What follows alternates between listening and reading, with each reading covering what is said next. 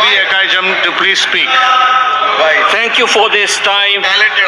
As I get up to speak on a troublesome moment in the history of India that has never happened, called the tragedy of Manipur, which is sought to be silenced by the government. And it is an irony that such an important matter which is sought to be silenced gets an opportunity as the midnight hour approaches. And this reminds me of the fact that people in my home state, the time is 2 hours ahead of Delhi. And we have been dancing on the tune of Delhi and the time that is supposed to be approaching 12 at the moment.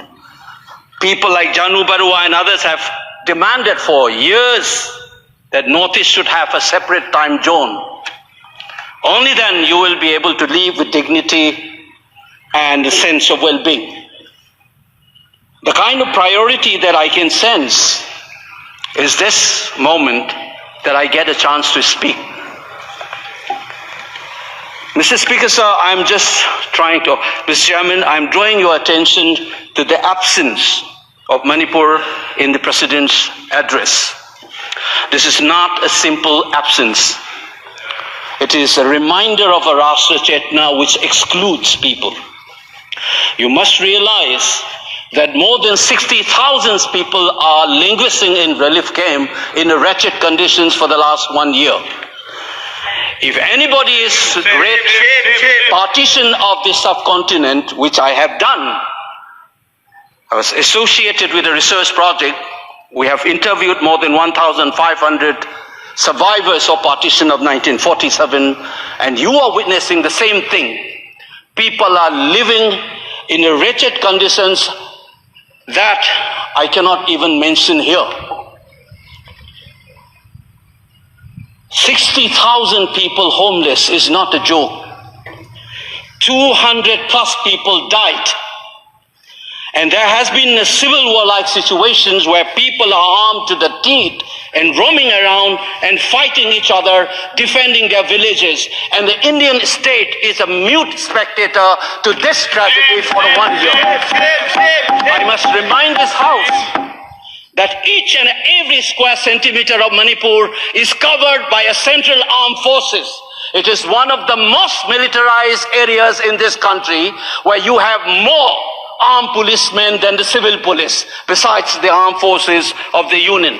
Despite this, how is that 60,000 people were rendered homeless and villages in thousands were destroyed?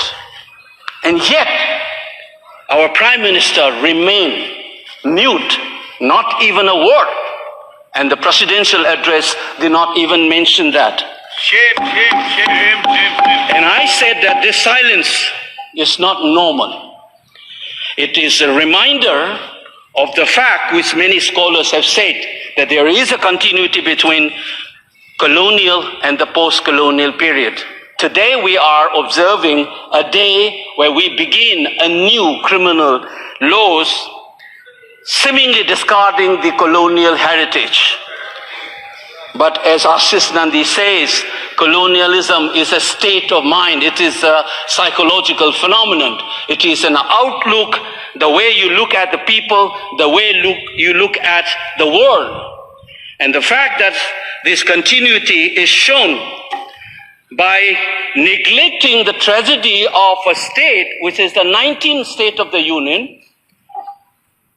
It is amazing to see that I get an opportunity as the midnight hour approaches to register this anguish and this hurt of the denial that this country has meted out to its own citizens in the state of Manipur. I must ask these questions to the House. Is this silence communicating to the people of the Northeast and Manipur in particular that you don't matter in the Indian state's scheme of things? Major Laisam Jotin, who was awarded Ashok Chakra while grappling with suicide bomber, was a Manipuri. Who was awarded Ashok Chakra, you are dishonoring his own state. Major Ngangom Joy Datta, who was awarded Veer Chakra while fighting for this country and doing his duty as a part of the peacekeeping force in Sri Lanka in 1987. You are dishonoring this man. You are dishonoring the likes of the youths who hold the tricolor in international platforms. The likes of Mary Kom, Sarita Kunjarani, and Mirabai Chanu. You are saying that you don't matter in this country. Your state doesn't matter in this country. You are also saying that the likes of Ratan Tiam, the icon of the culture of this country, Harivam Sham Sharma, don't matter in this country. If you have an iota of concern for this state, there would not have been a silence. There would not have been a silence in this house, nor in the presidential address.